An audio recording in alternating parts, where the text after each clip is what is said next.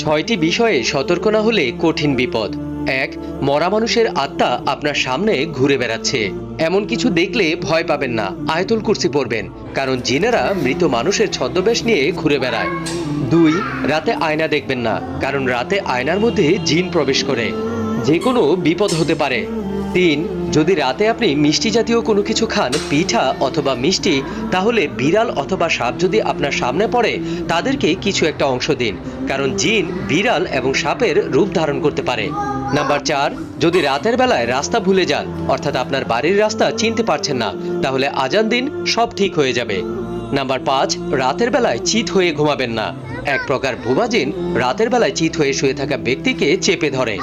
৬ number, রাতের বেলা একা একা কোথাও বের হবেন না, কারণ একা থাকলে রাস্তায় বা আপনার সাথে থাকা জিন আপনার অনেক বড় ক্ষতি করতে পারে।